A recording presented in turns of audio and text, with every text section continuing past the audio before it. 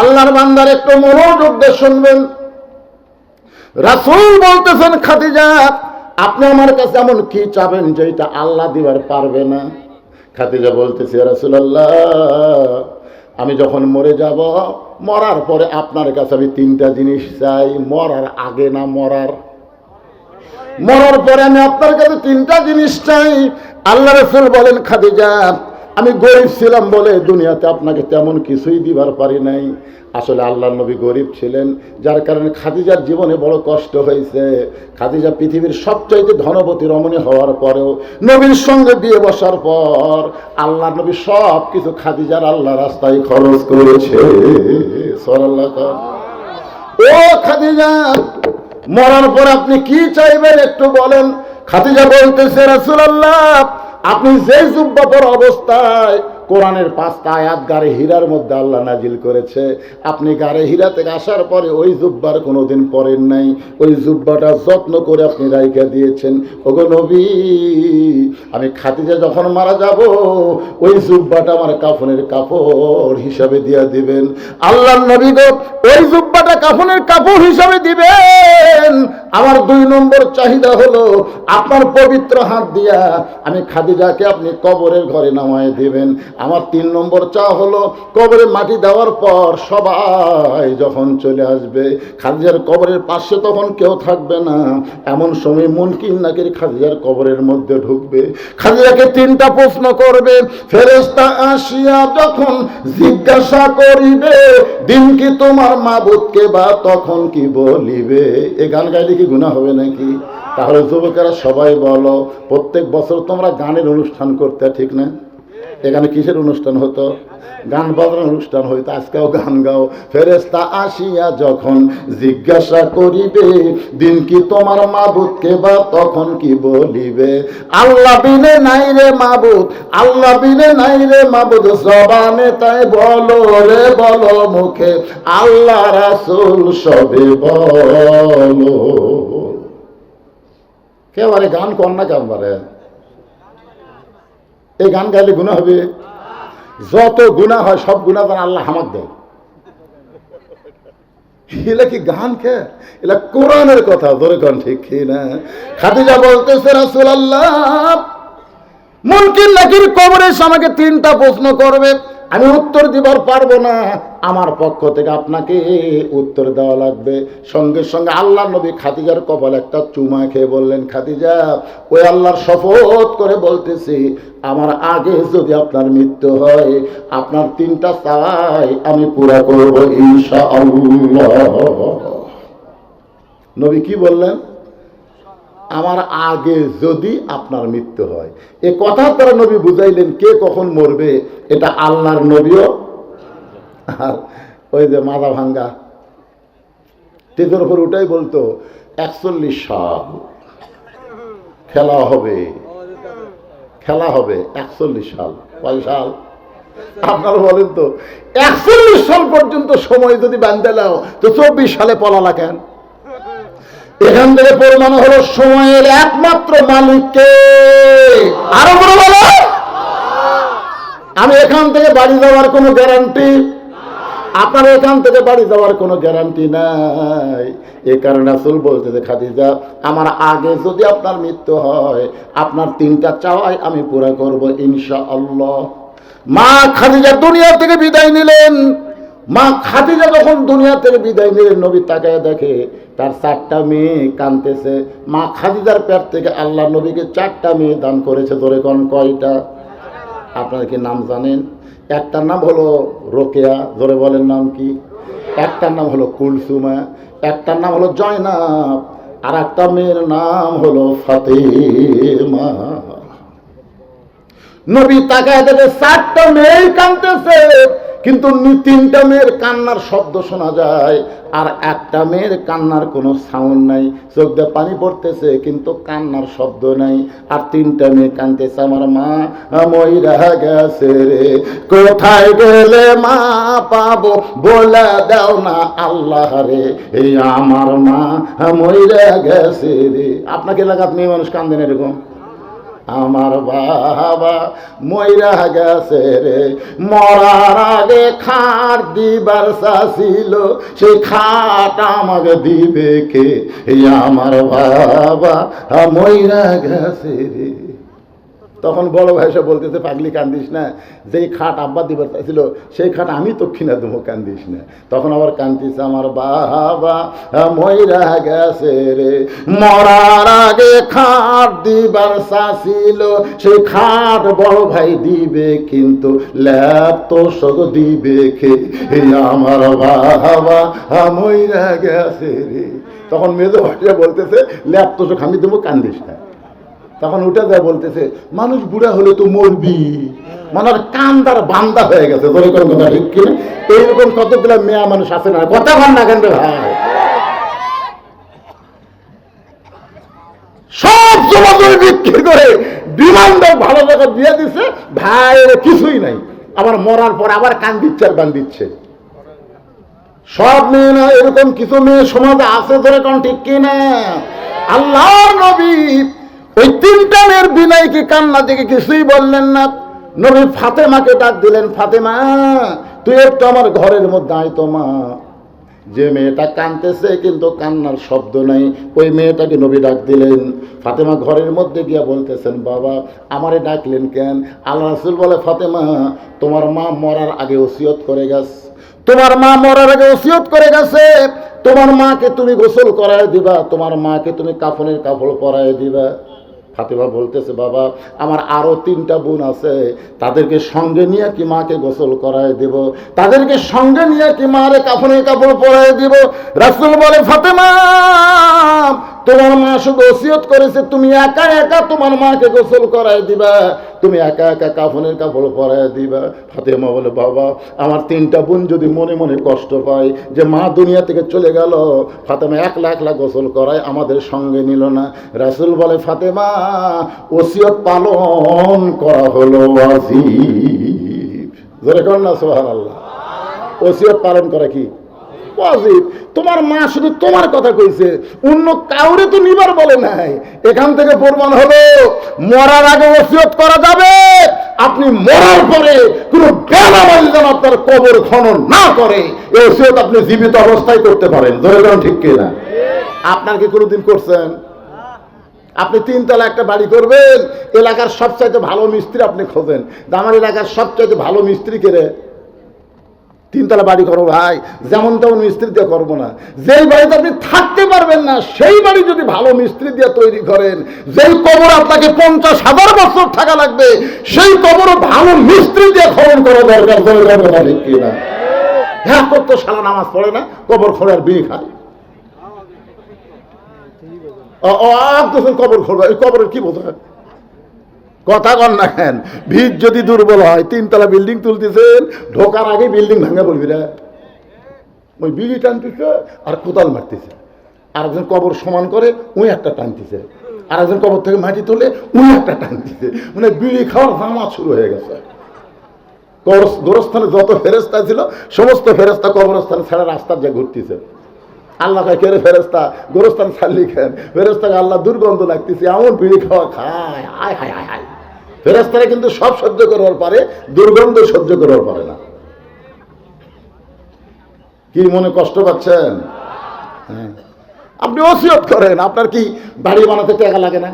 আপনি দুনিয়াতে যে বাড়ি তৈরি করেন 10-20 লাখ টাকাতে বাড়ি তৈরি করছেন, আপনার কবরকেও তৈরি করতে গেলে যদি 1 লাখ টাকা খরচ হয়, আপনি 5 জন নামাজিকে 10,000 করে টাকা দেন, যে ভাই আমি মরে গেলে আমার কবর তোরা 5 জন খুঁড়ে দিস, যদি আমার আগে তোরা মরিস মাপ।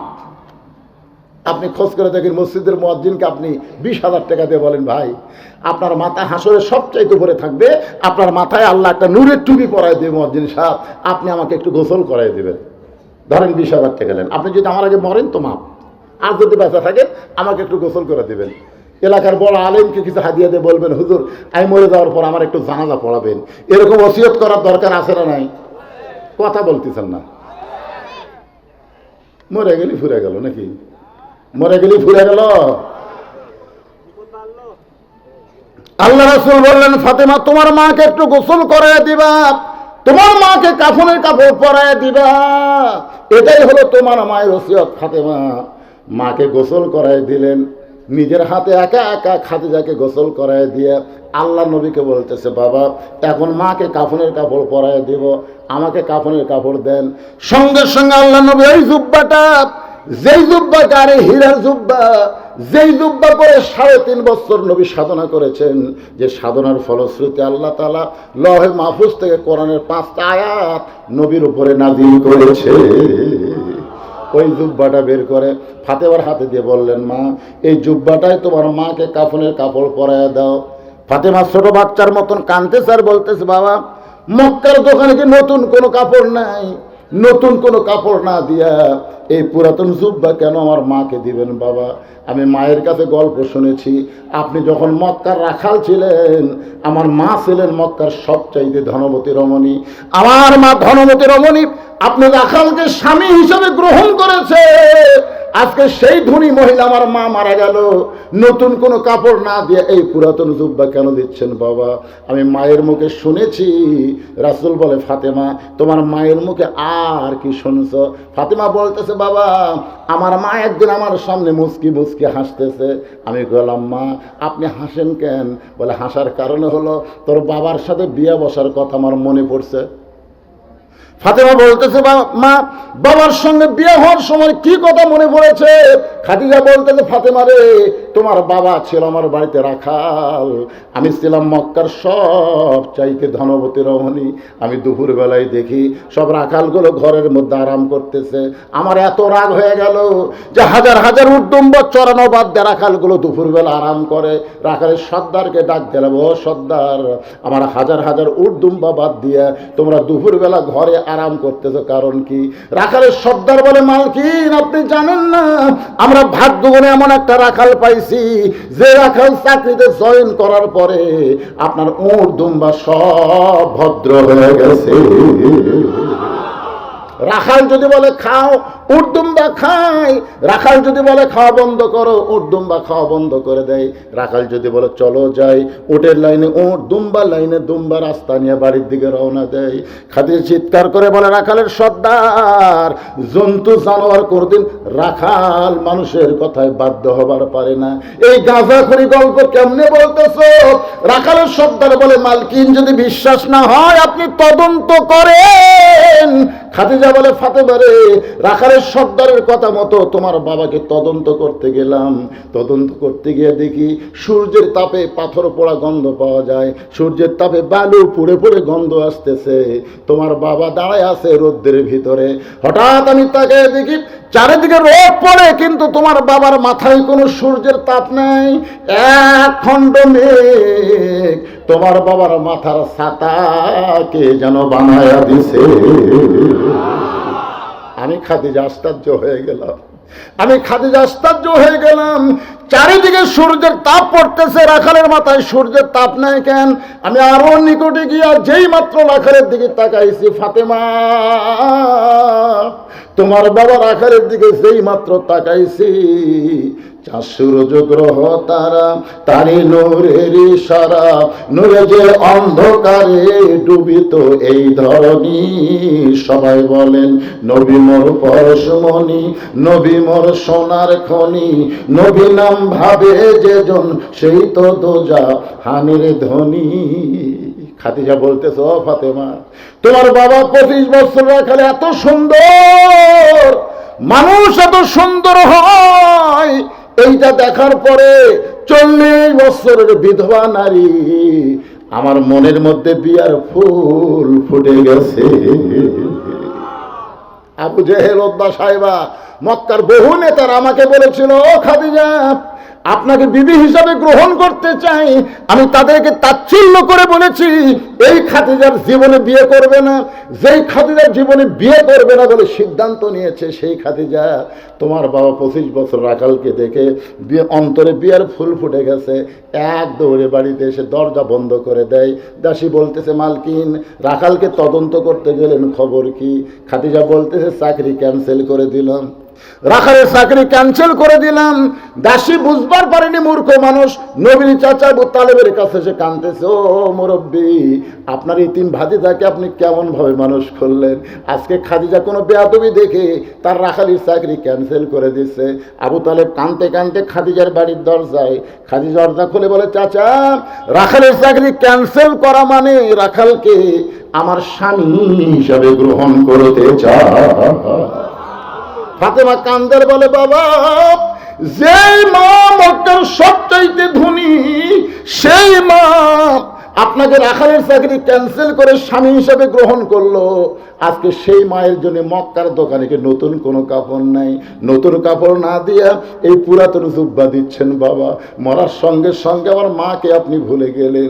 রাসূল কান্দের বলে, ফাতেমা, এই জুব্বা আমি তোমার মাকে দিচ্ছি না, বরং তোমার মা আমার কাছে চেয়েছে। এই জুব্বা সাধারণ জুব্বা নয় মা, এই জুব্বার সঙ্গে আল্লাহর কোরআনের সম্পর্ক রয়েছে।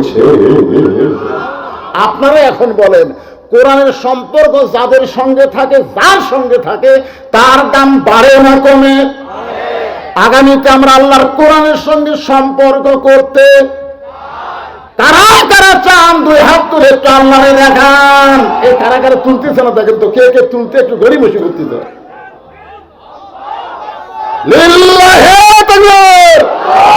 হাত টান টান করে রাখেন, হাত টান টান করে রাখেন। আল্লাহ, আজকে শেরপুরের মাটি ধন্য হয়ে গেল।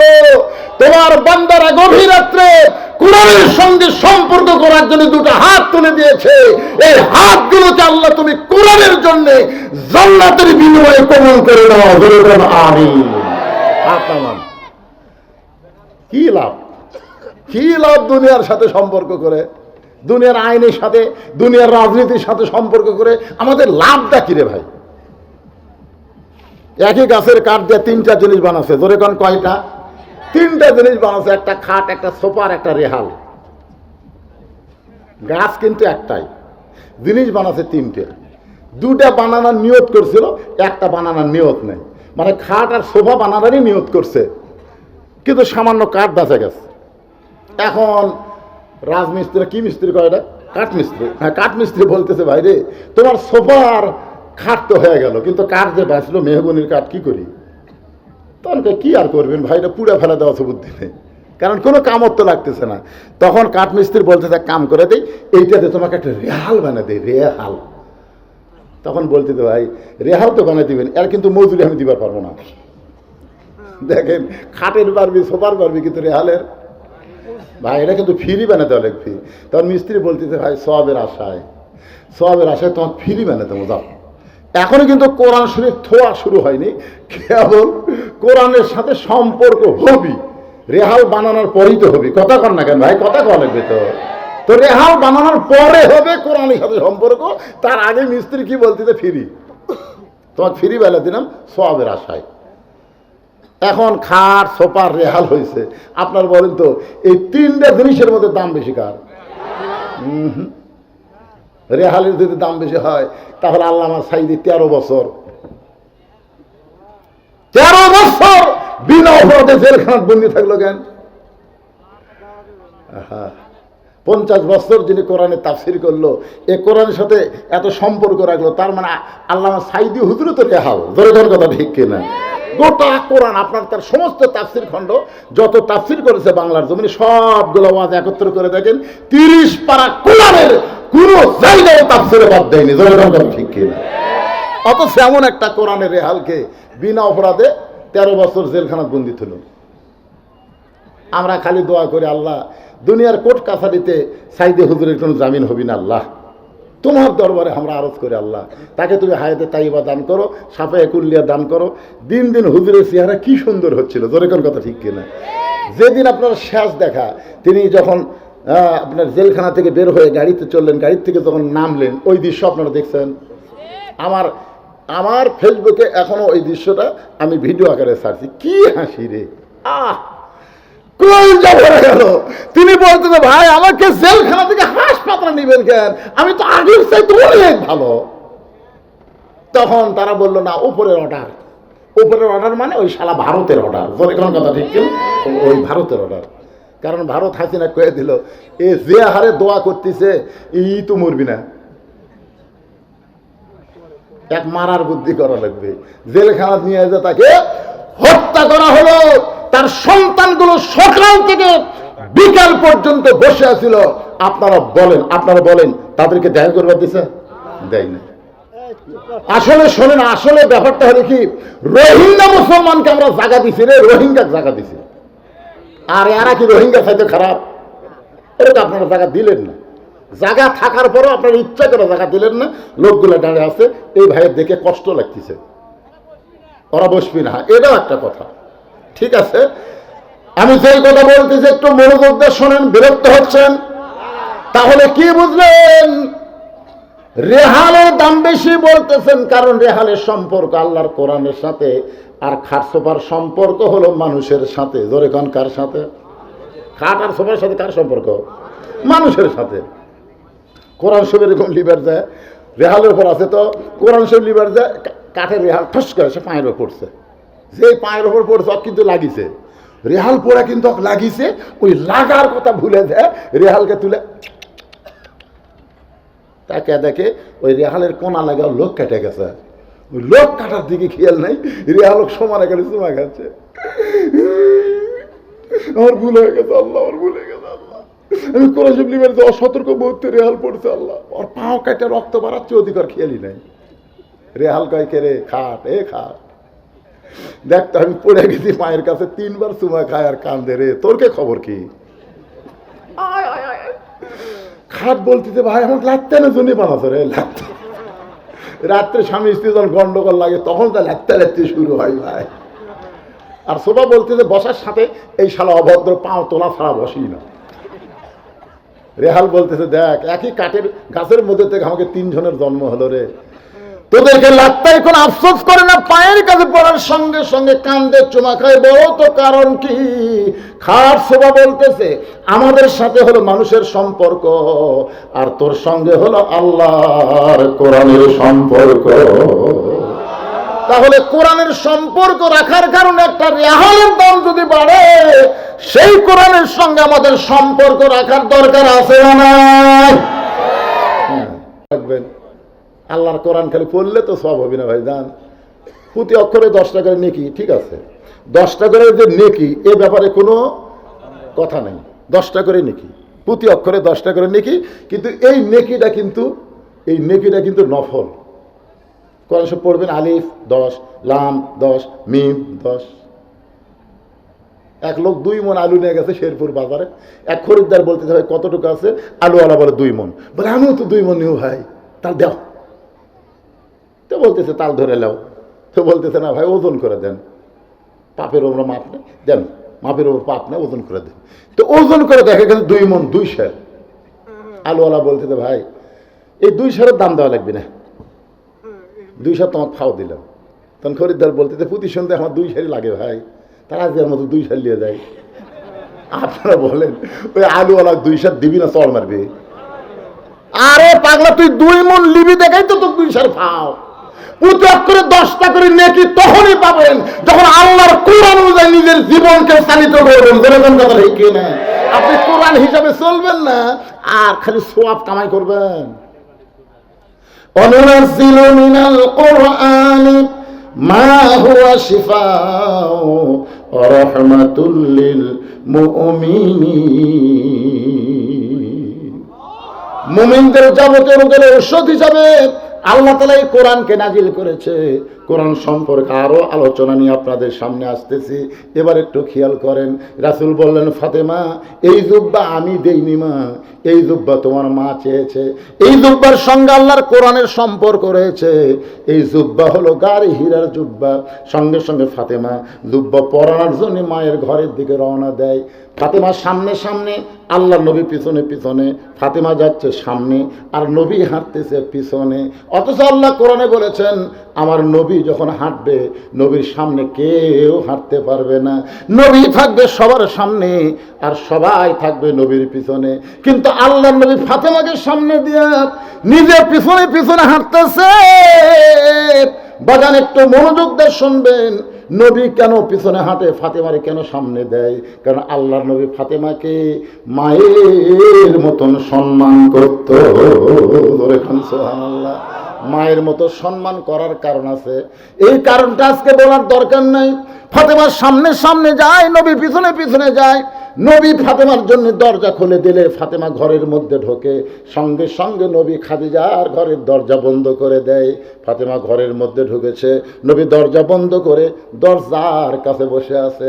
কিছুক্ষণ পর আল্লাহর নবী দেখে ফাতেমা হাসতে হাসতে দরজা খুলেছে। নবী চমকে গিয়ে বলে, ফাতেমা, কানতে কানতে ঢুকলে আমার জুব্বা নিয়ে তোমার মাকে কাফনের কাপড় পরানোর জন্যে, কিন্তু হাসতে হাসতে দরজা খুললে কেন? ফাতেমা বলতেছে, বাবা, কানতে কানতে কেন ঢুকছি আপনি জানেন, হাসতে হাসতে দরজা খুলছি এটাও আপনি জানেন। রাসূল বলে, ফাতেমা, কানতে কানতে ঢুকলে এটা আমি জানি, কারণ মেয়ে তার মাকে কাফনের কাপড় পরাবে, অবশ্যই কানতে কানতে ঢুকবে, কিন্তু হাসতে হাসতে দরজা কেন খুললে এটা আমি নবীও জানি না। এখান থেকে প্রমাণ হলো আমাদের নবী গায়েব জানে না। কথা কন না কেন? নবী গায়েব জানে? এতে কতগুলো ভণ্ডরা কয় নবী তো জানি রে জানে, আমাদের বাবারাও গায়েব জানে। আপনারা সূরা হাসরের শেষ 3 আয়াত পড়েন না? পড়েন? তাও তো মোটামুটি সবারই জানা দরকার। তাহলে একটা বার পড়েন, হুয়াল্লাহুল্লাযী লা ইলাহা ইল্লাহু আলিমুল গায়বি ওয়াশ শাহাদাতি হুয়ার রহমানুর রহিম। আপনারা বলেন তো গায়েবের মালিক কে? জোরে কোন? হাদিস শরীফে রাসূল বলেছেন, আমি যা জানি তোমরা তা জানো না। দেখেন কথাটা খেয়াল করে শুনবেন। নবী বলতেছে, আমি যা জানি তোমরা তা জানো না, আমিও জানি না আল্লাহ যদি আমাকে না জানায়। তাহলে সমস্ত গায়েবের মালিককে আরো জোরে আল্লাহ সর্বপ্রথম কাকে জানায়? নবীকে জানায়। সর্বপ্রথম আল্লাহ নবীকে জানায়, এরপরে নবীর মাধ্যমে আমরা আল্লাহর কোরআন পেয়েছি। সুবহানাল্লাহ করেন। নবী বলতেছে আমি জানি না। ফাতেমা বলতেছে, বাবা, এতদিন মনে করতাম যে আপনি বাহিরের খবরও জানেন, ভিতরের খবরও জানেন। আল্লাহ রাসূল বলতেছে, ফাতেমা, তুমি কানতে কানতে ঢুকলে এটা আমি জানি, কারণ মেয়ে তার মাকে কাফনের কাপড় পরাবে, কানবি তো, কিন্তু হাসতে হাসতে দরজা খুললে এটা তো আমি জানি না। সঙ্গে সঙ্গে ফাতেমা বলতেছে, বাবা, তাহলে আপনি যদি না জানেন আপনি বসেন। আমি ফাতেমা কেন হাসতে হাসতে দরজা খুললাম আপনাকে জানাবার চাই। সুবহানাল্লাহ। নবী বললেন, আমি হলাম শ্রোতা, আর ভিতরের খবর দেওয়ার জন্য ফাতেমা হলো বক্তা। ফাতেমা কেন হাসতে হাসতে দরজা খুলছে এটা নবী জানে না, তো যাই জানে না তাই কি শ্রোতা? যেরকম তাই জানে না তাই কি? আর যাই জানে তাই কি বক্তা। আল্লাহ নবী শ্রোতা হয়ে বসে বললেন, আর ফাতিমা বক্তা হয়ে বলা শুরু করলেন, বাবা, আপনার জুব্বা যখন আমার মার শরীরে পরাবার চাই, এমন সময় ইত্তাকু ফিরাসাতাল মুমিনিনা ফাইন্নাহু ইয়ানজুরু বিনুরিল্লাহ, আমি তখন চোখ বন্ধ করে দেখতে পাই। কারণ আসল জিনিস যদি দেখবার চান এই 2 চোখ দিয়ে দেখা যাবে না ভাইজান। আসল জিনিস দেখবার গেলে অন্তরের চোখে দেখা লাগবে। ধরে কোন ঠিক কি না? বগুড়া রহমাননগর, নাম শোনেননি? রহমাননগর, ওখানে আমার বন্ধুর বাসা, সেই বাসা বানাতে, বুঝলেন। তা আমাকে বলে, হুজুর, একদিন আমার বাসায় দাওয়াত। তো গেলাম, যাই দেখি, বুঝলেন, ওই বিশাল একটা গেট। আর গেট দেখে আমার বাসা বানানোর খরচ মনে হয় গেটুতে লাগছে। আমি বলি, এটা কি বানাচ্ছে রে? মানে সোনালি কালার, সেই রকম ঢপ, আর প্রত্যেক তালায় তালায় একটা করে কলিং বেল। তো যাই হোক, অত সালাম দিয়ে নামান গেল না, কলিং বেল চাপ দিয়ে আসলো। আসার পরে বলে, দোস্ত আসো, বাসার মধ্যে আসো। আমি তখন বললাম, ভাই, এই বাড়ি কার?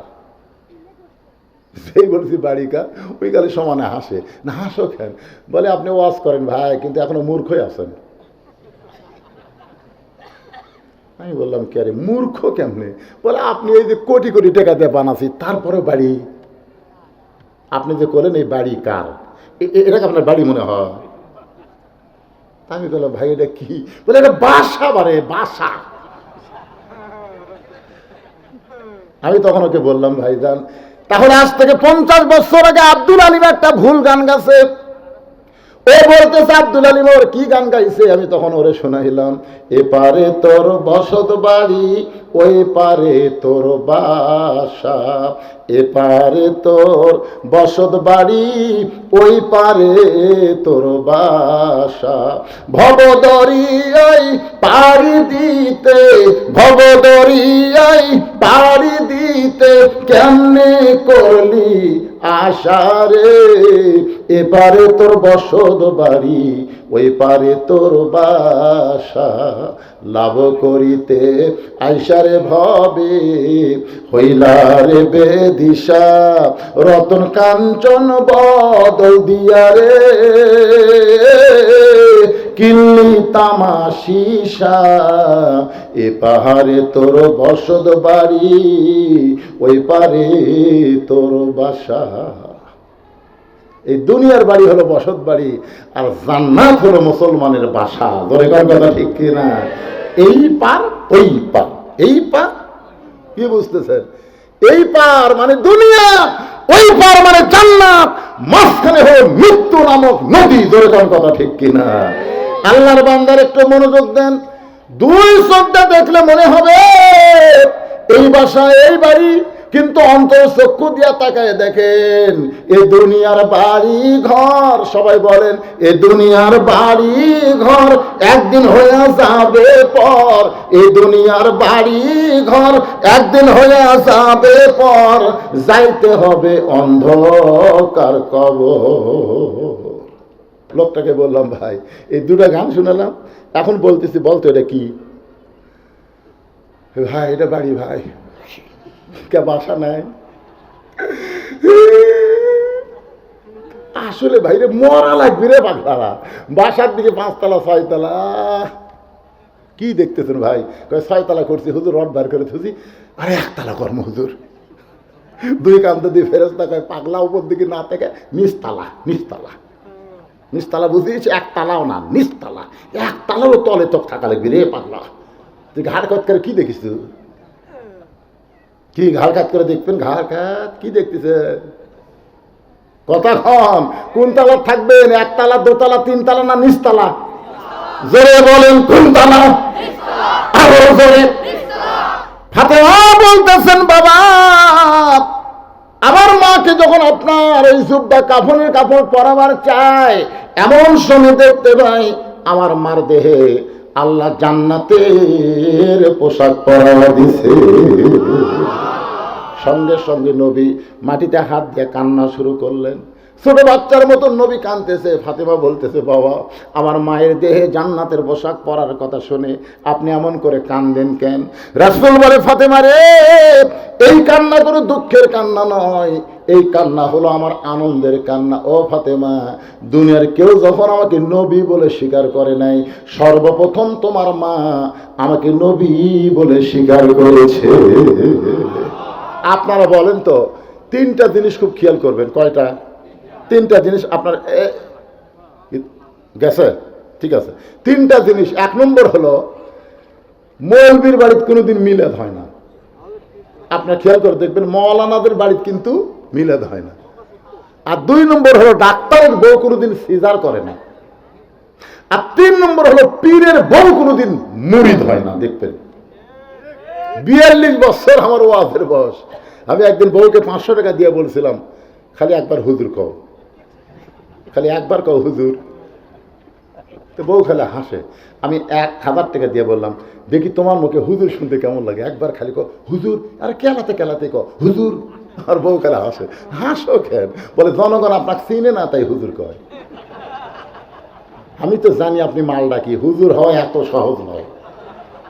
আমি সেই দিন চিন্তা করছি 42 বছর ওয়াজে বইয়ের কাছে আমি হুজুর হওয়ার পারলাম না, আর সর্বপ্রথম খাদিজার কাছে আমাদের নবী নবী হয়ে গেল। সুবহানাল্লাহ। এই জন্যে লাকাদ কানা লাকুম ফি রাসূলিল্লাহি উসওয়াতুন হাসানাহ। আমার নবী শুধু বাহিরের নবী না, আমার নবী হলেন ভিতরের নবী। আমার নবীর সব কিছু আমল যেরকম করা ঠিক কিনা? সর্বপ্রথম খাদিজা নবী বলে স্বীকার করেছে। আল্লাহ নবী বলে, ফাতেমা এই কারণে হয়তো আল্লাহ তাআলা তোমার মায়ের শরীরে জান্নাতের পোশাক পরায় দিছে। নবী নিজের হাতে খাদিজাকে কবরের ঘরে নামায় দিচ্ছেন। বাজান গো, বিরক্ত হয়েন না, আর মাত্র 2টা পয়েন্ট ওয়াজ করব। নবী নিজের হাতে খাদিজাকে কবরের ঘরে নামায় দিচ্ছেন। নবীর চোখ দিয়ে দরদর করে পানি পড়তেছে, এত কান্দা নবী কাঁদতেছে। আবু বকর বলে, রাসূলুল্লাহ, হুজুর আপনি আল্লাহর নবী হয়ে যদি এমন করে কাঁদেন তাহলে আমরা কেমনে সহ্য করব? আমাদের শিক্ষা কি আপনি বলবেন না? রাসূল বলে, আবু বকর আমি এখন নবী নাই রে, আমি এখন নবী নাই, আমি হলাম হতভাগ্য স্বামী, আমার দরদের বউকে কবরের ঘরে নামায় দিচ্ছি। আবু বকর কলেমার দাওয়াত দিয়ে যত রাত্রি আমি বাসায় ফিরে না কেন, কোনোদিন খাদিজা খাদিজা বলে আমার ডাকতে হয় নাই। আমি শুধু দরজার কাছে দাঁড়াইছি, সঙ্গে সঙ্গে খাদিজা দরজা খুলে দিছে। আমি রাসূল বলতাম, খাদিজা কোনোদিন 2টা বাজে, কোনোদিন 3টা বাজে, কিন্তু তোমাকে নাম ধরে ডাকা লাগে না, আসা মাত্রই দরজা খোলো, কারণ কি? খাদিজা বলে, রাসূলুল্লাহ আপনি হলেন মিশকাম্বর, আপনি যখন যান তখন দরজার কাছে নাকটা লাগায় দাঁড়িয়ে থাকি, আপনি আসা মাত্র সুগন্ধ পায় আর দরজা খুলে আপনার সামনে দাঁড়ায়। আল্লাহ রাসূল বলে, খাদিজা তাহলে আপনি কি কোনোদিন ঘুমাবেন না? খাদিজা বলে, রাসূলুল্লাহ সেই দিন আমি ঘুমাবো যেদিন আমার মরণ হবে, আমি মৃত্যু না হওয়া পর্যন্ত আপনি না ঘুমাইলে আমি কোনোদিন ঘুমাইব না। রাসূল বলে, আবু বকর আমার খাদিজা আজকে মারা গেছে, আমার খাদিজা ঘুমায় গেছে। কানতে কানতে কবরে মাটি দিয়া আল্লাহর নবী কবরের পাশে দাঁড়ায় আছে, ঘন্টার পর ঘন্টা দাঁড়ায় আছে। আল্লাহ ডাক দিল, হাবিব খাদিজার কবর থেকে সবাই সরে গেল, আপনি খাদিজার কবর ছাড়বেন না। রাসূল বলে, আল্লাহ খাদিজার কবরে কি আপনি মুনকির নাকির পাঠাবেন না? 3টা প্রশ্ন করবেন, আমার খাদিজা উত্তর দিবার পারবে না, আমি নবী উত্তর দিবার চাই। আল্লাহ বলে, হাবিব রে আজকে আপনার কাছে একটা ঘোষণা দিলাম, শোনেন, আপনি যেমন খাদিজাকে ভালোবাসেন আমি আল্লাহ তেমন ভালোবাসি। লিল্লাহি তাকবীর। আল্লাহ নবী চমকে গিয়ে বলেন, আল্লাহ খাদিজা আমার বউ হয়, এ কারণে আমি খাদিজাকে ভালোবাসি।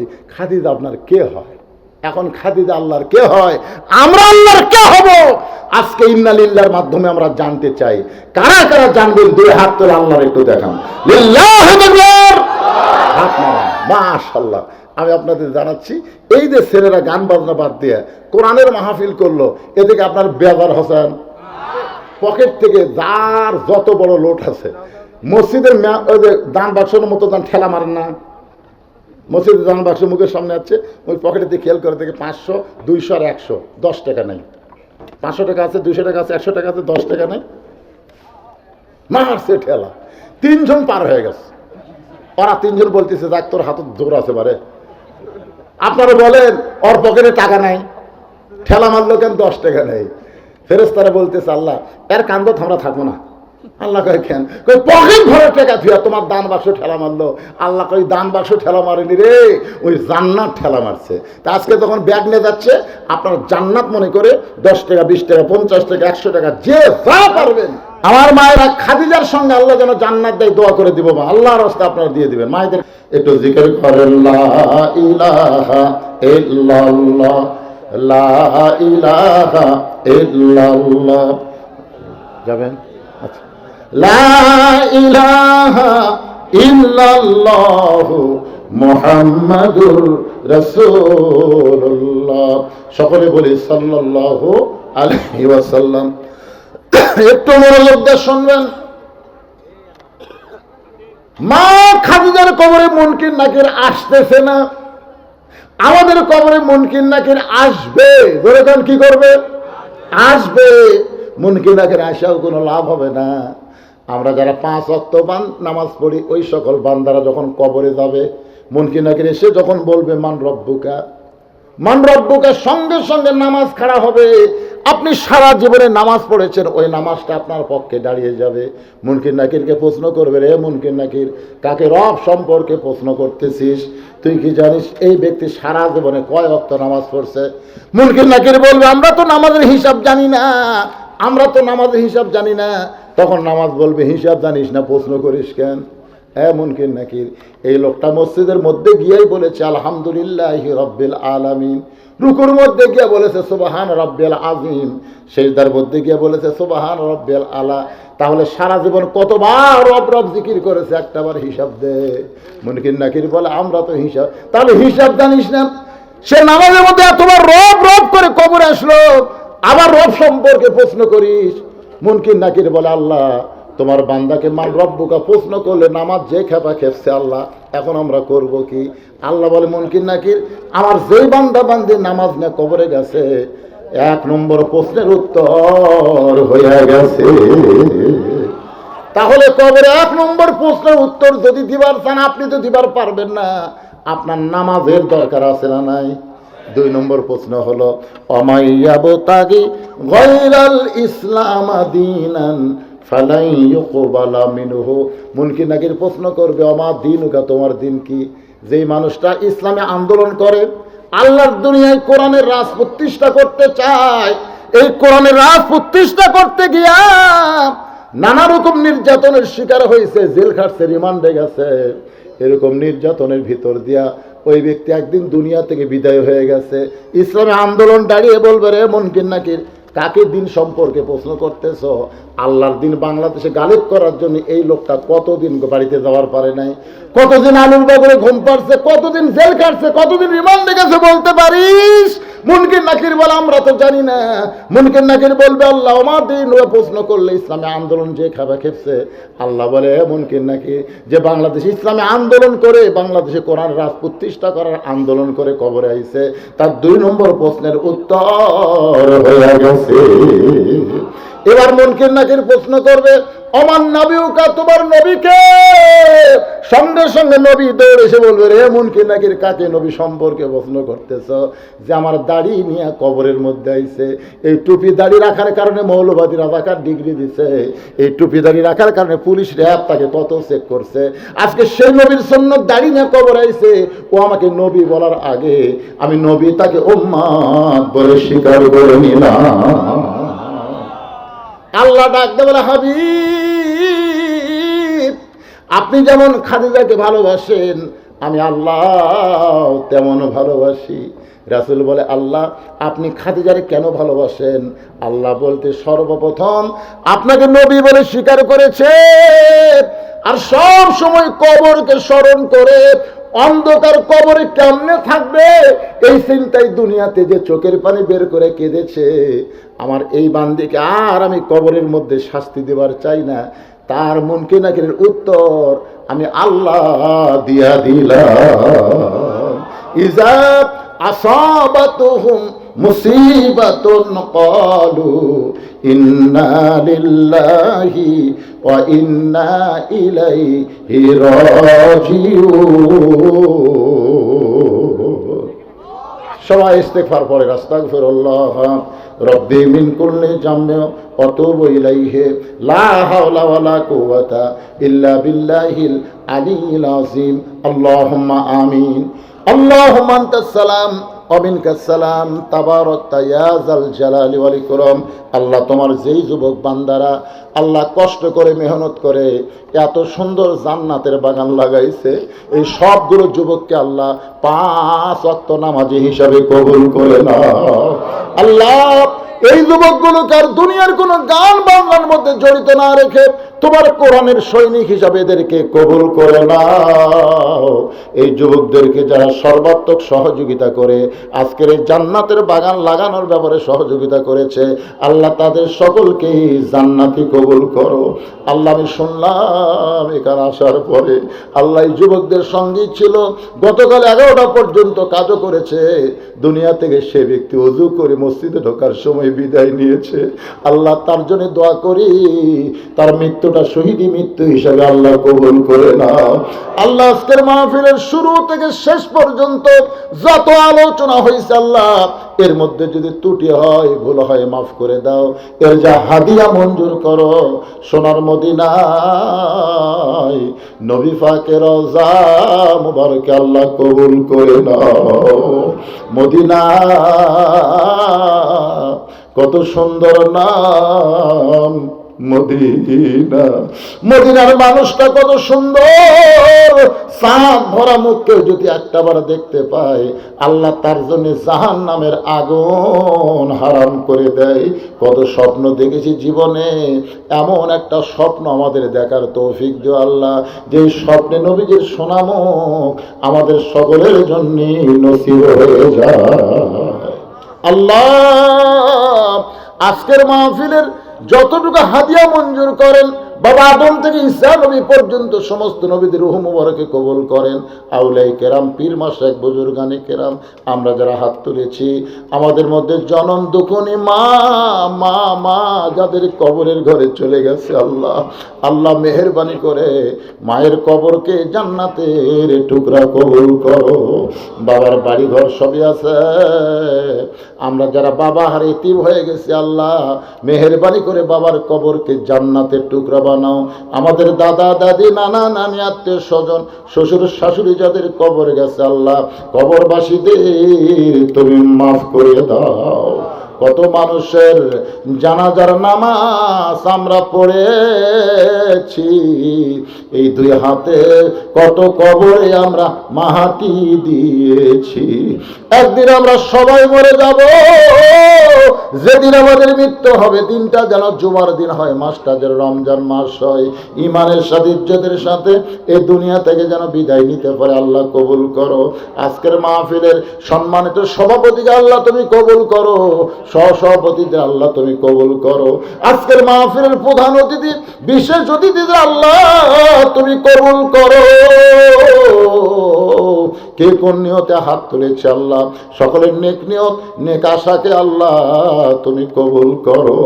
আল্লাহ তোমার কাছে আবার বলি, যেই যুবকেরা কষ্ট করে মেহনত করে মাহফিল করেছে তাদের সকলকে 5 ওয়াক্ত নামাজি কবুল করো।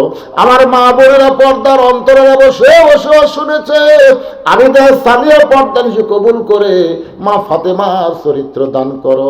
অসুস্থকে আল্লাহ তুমি সুস্থ করে দাও, অভাবকে আল্লাহ অভাব মোচন করে দাও। অত্র এলাকার প্রতি উলিপুরের উপরে রহমত আর বরকতের দরজা খুলে দিও। আল্লাহ কি সুন্দর নাম অলিপুর, এমন সুন্দর নামের মানুষগুলোকে সুন্দর চরিত্রের মানুষ বানায় দাও। আল্লাহ দূর দারাজ থেকে যারা আইছে আল্লাহ সকলকে আল্লাহ তুমি কবুল করো। আল্লাহ যেই কোরআনের মাহফিল, কোরআন শুনতে এত ভালো লাগে, সেই কোরআনের সমাজ বাংলাদেশ চালু হবে, এই দৃশ্য আমাদের সকলকে দেখার তৌফিক দিয়ে দিও। আমি অসুস্থ মানুষ, আমার জন্য একটু দোয়া করবেন। আমি অসুস্থ, আল্লাহ আমার মতো যারা অসুস্থ হাত তুলেছে সবাইকে সুস্থতার নিয়ামত দান করে দাও। আল্লাহ গো, আমার একটা নাতি আমার বড় অসুস্থ অবস্থায় আছে, আল্লাহ আল্লাহ গো তার অপারেশন হয়তো করা লাগতে পারে। আল্লাহ সবার জন্য আমি দোয়া করি, যারা অসুস্থ সমস্ত অসুস্থকে সুস্থতার নিয়ামত ভরপুর করে দাও। সুবহান রাব্বিকা রাব্বিল ইজ্জাতি আম্মা ইয়াসিফুন ওয়া সালামুন আলাল মুরসালিন আলহামদুলিল্লাহি রাব্বিল আলামিন। ওয়াজাল আখিরাতি কালিমাতুন ইনদাল মাউতি। সকলে পড়েন লা ইলাহা ইল্লাল্লাহু মুহাম্মাদুর রাসূলুল্লাহ সাল্লাল্লাহু আলাইহি সাল্লাম।